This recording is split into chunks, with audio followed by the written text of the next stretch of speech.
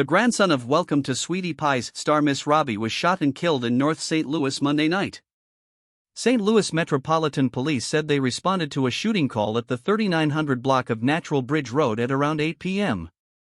When police arrived, they found 21-year-old Robbie Montgomery unconscious and suffering from gunshot wounds. He was pronounced dead on the scene.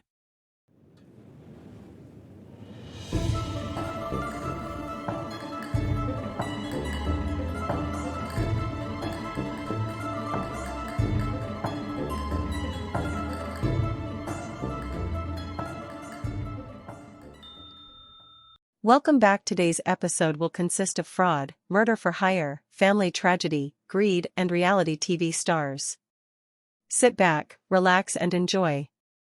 On Monday, March 14, 2016, reality TV star and grandson of Robbie Montgomery, Robbie Montgomery Jr. was found shot dead outside a home at 3964 Natural Bridge Avenue in St. Louis, Missouri. He was shot multiple times in the chest, with an acquaintance was also shot by someone who was coming to help the 21-year-old.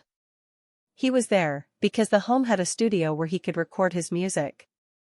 The FBI and the St. Louis Metropolitan Police Department had a murder to solve. Let's go back to the beginning with matriarch singer and restaurateur Robbie Montgomery. She was born June 16, 1940 in Columbus, Mississippi. When she was just 6 years old, she and her family moved to St. Louis, Missouri, and she was the oldest of 9. Robbie grew up singing in the choir when she was discovered by Art Lassiter in the 1960s. She became one of the original Ikettes in the Ike and Tina Turner Revue. After her tenure with the Ikettes, she went on to become a member of the Morettes, and then a night tripper for Dr. John. Robbie had her son Robbie Montgomery Sr. in 1961 with Art Lassiter, and in 1979 she had another son named James Timothy Norman, which we will call him Tim. In the 1970s, Montgomery was a backing vocalist for acts such as Stevie Wonder, Barbra Streisand, the Rolling Stones, and Joe Cocker. After her lungs collapsed in the late 1970s, she was diagnosed with sarcoidosis, which is an inflammatory disease that primarily affects the lungs. The disease is characterized by the formation of tiny clumps of inflammatory cells called granulomas. It derailed her singing career. She moved back to St. Louis from California and became a dialysis technician. She then opened her first restaurant, in Delwood, Missouri in 1996, by using her mother's soul food recipes. She would often employ men out of prison, who were looking for jobs working in a restaurant. Welcome to Sweetie Pies, which premiered on the Oprah Winfrey Network, which focused on her restaurant on October 15, 2011. Tragedy struck the family in 1995 when Robbie's firstborn Andre was stabbed multiple times. He was a part of gang activities and had a fight with 2 brothers, when one hit him over the head with a bat and the other one stabbed him. They were never arrested or convicted for the murders. He had a 1-year-old son named Robbie Montgomery Jr. with Michelle Griggs. Tim was only 16 years old at this time and serving a 10-year sentence for armed robbery. Eventually Tim will get out of prison and go to work for the restaurant with his mom. He managed the Sweetie Pies restaurant on Manchester Avenue in St. Louis. Tim and Andre appeared together on the reality TV show with Robbie and other family members. In March 2015, the matriarch Robbie's house was burglarized. More than $200,000 in cash and other valuables were stolen. Tim pointed the finger at Andre, who left the area shortly after the crime. In March 2016, Andre returned to St. Louis to speak with police and to take a polygraph test to clear his name in connection with the burglary. Andre was cleared of the crime and no one was ever charged with the burglary. Investigator later discovered text messages between Andre and his grandmother indicating the young man feared for his own safety. He denied any involvement in the burglary and suggested his uncle Tim might be responsible. While police were still investigating the 2016 murder of Andre Jr. In 2016, Robbie Montgomery sued her son Tim Norman for stealing money and violating her Sweet Pies trademark to open competing restaurants, and in 2017, Robbie filed a motion to enforce a settlement agreement. In 2018, Tim was arrested for an incident in 2017, in which he was accused of punching his ex-employee. During the investigation of Robbie Montgomery 2016 murder, investigators uncovered an insurance policy taking out on him, with his uncle Tim Norman named the only beneficiary on the policy. So let's tell the whole story. Starting with the insurance policy. Tim Norman went to insurance agent Robbie Montgomery, reportedly a friend and associate of him.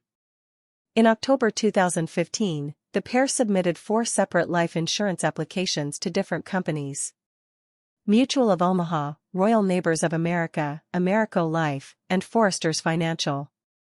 Each application contained false information regarding Andre's income, net worth, medical history, employment, and family background. 3 of the companies said they canceled the application process due to incomplete paperwork or inability to obtain the necessary information to issue a policy. At least 2 of the companies said that even if the applications were completed in full, they still would not have issued a policy, because Tim was not part of Andre's immediate family and their relationship would not qualify for insurable interest. Tim was anxious of the denials from the insurance companies and would continue pushed for Whale to hurry up, eventually texting him that he ain't gonna be around much longer, meaning his nephew Andre. In the policy that was issued by Foresters, Tim obtained a $200,000 policy with a $200,000 death rider that would pay out if Andre died of anything besides natural causes, and a $50,000 10-year term rider that would pay out if Andre died within a decade of the policy being approved. Weeks before the murder, Tim went to one of his employees, Christopher Carroll, and asked him to find someone to help murder his nephew. Carroll knew Travel Anthony Hill. Tim, Carroll, and Hill will discuss the fee to murder his nephew Andre. Carroll told Hill that his fee was too high. They later agreed on $5,000. When Andre showed up at Sweetie Pie's, Carroll and a security guard texted Tim about his return. Tim flew back to St. Louis from California a week later.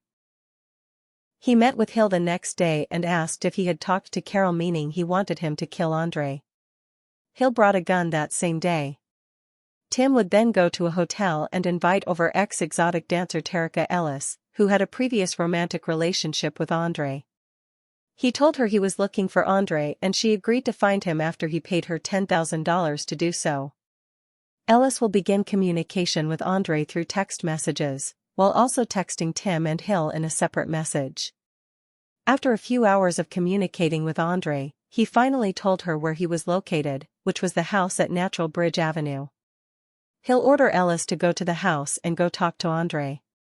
When she arrived, she convinced Andre to get in the car and they talked for a few minutes, and when he got out the car, Hill was watching them. He texted Ellis to move, shots were fired from Hill and she sped off in her vehicle. Andre was pronounced dead on the scene. After a long investigation, Terica Ellis was arrested first on August 12, 2020 after her interview with police officers. The next day Hill and Tim were also arrested. Carroll never admitted to knowing anything about the murders or to actually knowing Travel Hill. He invoked his Fifth Amendment rights and was never charged. Terica Ellis testified against Tim and pleaded guilty to the murder-for-hire conspiracy and admitted that Norman paid her $10,000 to find Andre and to pass on his location. Travel Anthony Hill also testified against Tim and pleaded guilty to 1 count of conspiracy to commit murder for hire and 1 count of murder for hire and admitted to fatally shooting Andre. He was sentenced to 32 years in prison. During Tim's trial on September 6, 2022, witnesses and co-conspirators testified, including representatives from the insurance companies. Defense attorney Michael Leonard argued that Tim was worried about his nephew's safety, because Andre was an aspiring drill rapper and was involved in a dangerous scene. Former reality TV star James Timothy Norman was found guilty on September 16, 2022, by a jury in the U.S. District Court. The jury deliberated for about 17 hours. He was found guilty of conspiracy to commit murder for hire and conspiracy to commit mail and wire fraud. He was sentenced to life in prison without the possibility of parole.